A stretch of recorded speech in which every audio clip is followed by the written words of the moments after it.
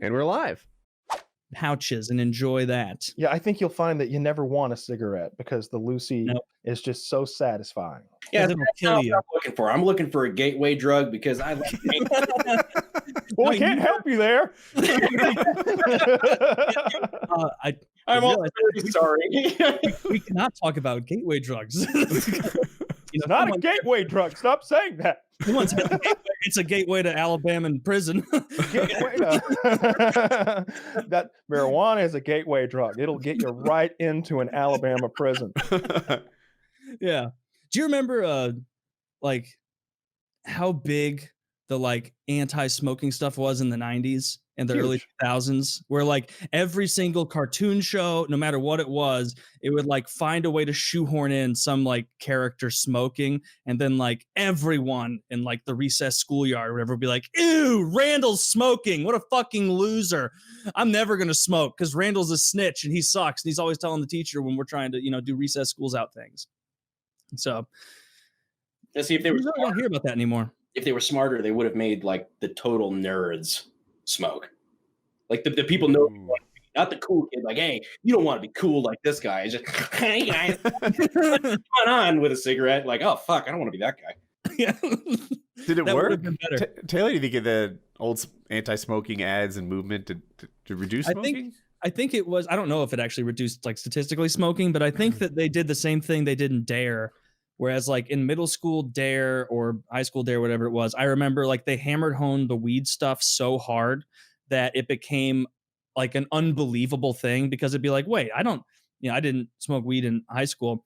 And I was like, I know people on my hockey team that smoke weed. I know people at school who smoke weed. And this, wait, you're saying they're going to like hurt each other? They're going to like, they're going to be harmed. They're going to die. They get acted like weed overdose, laced with cocaine and heroin was a common problem. Exactly. That's a perfect way to put it. They'd be like, and you never know what's in there. Lots of drug dealers like to lace less expensive drugs with more expensive drugs. And it's like, why would you do this? Where? Yeah. In a new problem, they're putting pieces of gold in Halloween candy. No, you missed the plot. And so like that's like I thought of it like that just getting hammered in the head. And I'm sure Kyle's the same. Brandon, I'm not sure. It was so over the top. There's no way people are dying of heroin overdoses by smoking weed. That just and that made me think like this isn't even. It made me go too far for a while, where it's like this isn't even a drug. This isn't even anything. They're just trying to spook us. Yeah, you're like, oh, what? Nancy Reagan's a lying bitch. Yeah. You whore. Yeah. Yeah. She is a lying bitch. She's not telling us that her husband can't remember where his fucking slippers are. She's the one running the fucking free world for like 3 years. That's like the second time that happened too. Who was that other president? It was Joseph Biden, I believe. Yeah. That was Okay, third time this has happened. There's somebody else. No, it was still the second one because there was George W. Biden's Bush. the third. His husband Dick Cheney was running the world for a while. Who are you thinking of, Taylor? Is it a real old one or a recent one? It was a real old one. Like when they could get away with that. Oh, was it FDR? I think FDR. Maybe you're right. FDR was having a hard time there at the very end. Yeah, Eleanor ran the country for a bit. That's what I'm thinking. Oh, I have heard that. Yeah. Mm-hmm. Yeah. Like, and hey, it worked out. Look. Yeah, we got Social Security and all sorts of great stuff. And we won World War II.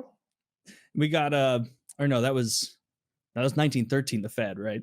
That was the real bad thing. I would love it if it actually came to be that bombing the Japanese with Eleanor. Was Eleanor. Well, he'd already died by then, so it was. Oh shit! Yeah, never mind. I just Truman. Yeah, it was the American. Truman, I believe. History. That's awesome. Yeah, it was Truman. Yeah. That was all Truman. FDR probably wouldn't have dropped the bomb, although like that's a fascinating piece of history that I find really interesting. Like we studied that pretty extensively in high school about whether or not the ramifications of it, why it was done, and whether or not it was the right thing to do or not. I don't know. I don't know the answer to all those questions, but it was pretty fucking cool to see. Yeah, America was kind of bad guys, right? Like, really? In what regard? So 9/11, they killed civilians, and we act like that was the most over-the-top civilian killing event that ever happened. Those guys didn't deserve that, which is true. I get it. We killed civilians too. We killed civilians indiscriminately in cities with nuclear bombs. Yeah. We had been killing civilians. Both sides had been killing civilians indiscriminately throughout the entire war with bombs. And the nuclear bombs were some of the least effective at doing that. The firebombing that we did in Hamburg in Germany was outrageous. The firebombings that we had, the reason they picked Hiroshima and Nagasaki, for one thing, it was because of wind conditions that day. But the main reason was there weren't a whole lot of cities left to bomb anymore because we had firebombed them all. We had these like weaponized meteorology teams who would like look at air currents and be like, next Thursday, there is 100% chance of a firebombing, boys, because this is a fucking low pressure zone over Hanoi. Like this is the time to fucking drop them. Man, and it's dry. It's so dry. It's so dry and windy on Thursday. This is the worst day of my life. But some guy who like steps in a puddle and just, God damn it, looks up and just God approaching. But no, that was. But what, Kyle? You're that was right. just how But that you're war also was. Like proving my point. Like In the middle of a war, yeah. Like we didn't lead off with a city attack necessarily, and it was commonplace in the war. And also, like part of it was these were industrial cities. These were cities that were creating the weapons of war, right? These were the ammunition creating cities, the airplane creating cities, the fuel depots, etc.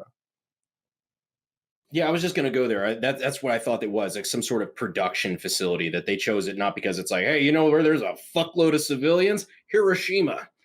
You know, it's like they had looked, I don't know. It just seems they like had looked at what it would cost. Bomb a city to take out an airplane manufacturing plant, right? They didn't know what the nuclear bomb was going to do. So they dropped those bombs as demonstration to show the emperor what we had, because the goal was to make the emperor surrender.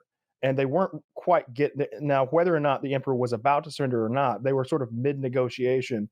But it was almost like that guy who was quasi-resisting in his car. That's how the emperor was being during negotiations. He wasn't full on saying, to the death, no matter what. But he also wasn't like hands up, 10 out of 10, like, yeah, I think we're heading toward peace. Like it was somewhere in the middle. So they were really trying to break his resolve, because the people were going to fight to the last man, and there were these, they had done these analyzations to like figure out what's it going to cost to invade the main island of Japan, like in men and resources, and the calculations ranged somewhere between like 250,000 U.S. deaths and 1 million. It was outrageous numbers. I've heard this before, and it makes a lot of sense. I'm not even saying what we did was the worst case. I'm just saying if they decided, hey, you know what? The best way to get them to surrender is to bomb a city with a nuclear weapon, kill tons of civilians, and give them cancer and all that fun stuff, then you kind of give up your virginity with regards to how pure you think your tactics are.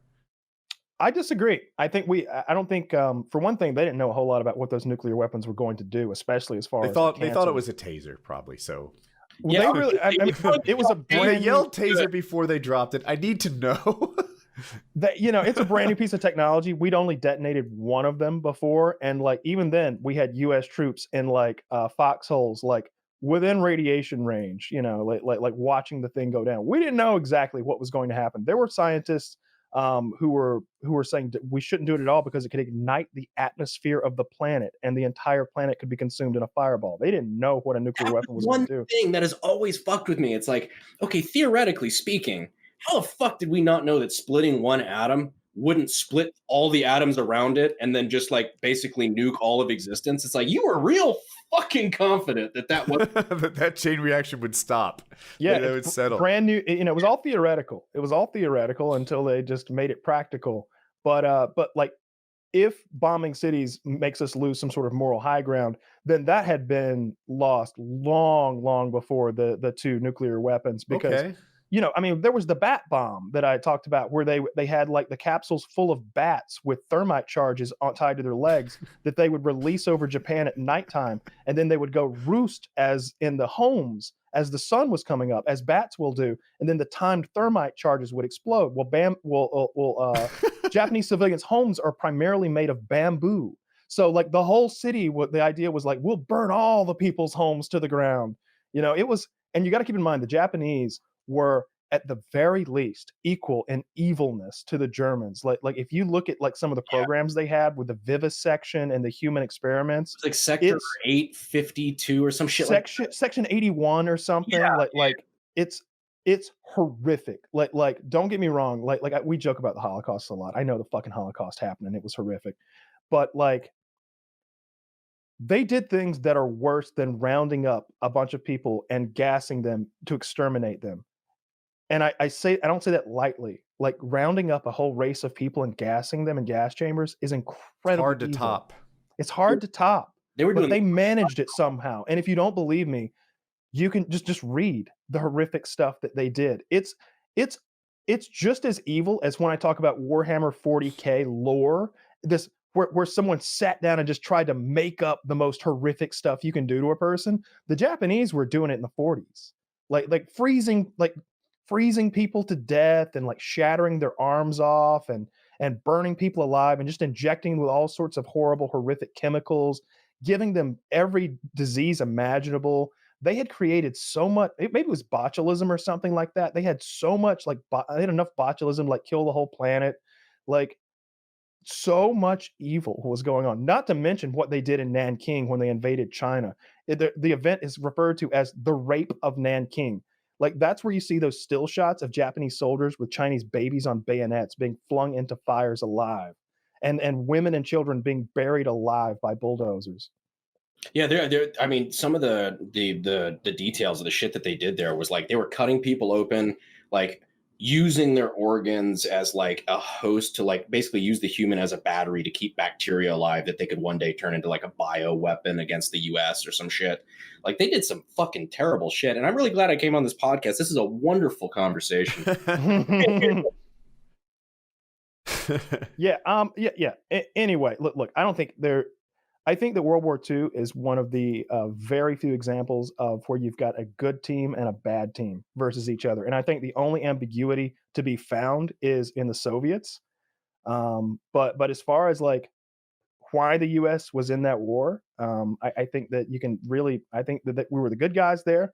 I don't think that has been the case since, for the most part. I think there's almost always been some sort of, yeah, but we also wanted this and that. And yeah, but it was a good idea to put our foot in the door of this and that and let them know that we won't put up with this on this parallel of the fucking planet. But there was one where you had evil people trying to conquer the world like something out of a science fiction movie in Hitler, Mussolini, and Hirohito.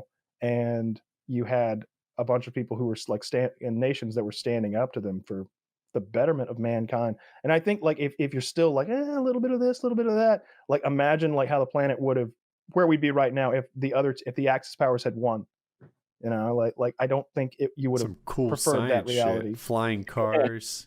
Flying cars. No, it's all good. They continued their work with, NASA and a bunch of other cool stuff. It's all good. I'm not saying tech would have been, the technology would have been just about the same. You look at your NVIDIA card and think it sucks if the Nazis had won. I think that if you didn't look like the four of us, you'd have had a hard time on most of the planet.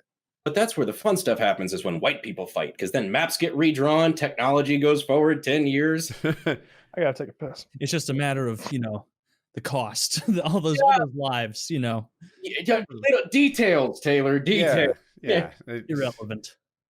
Nonsensical.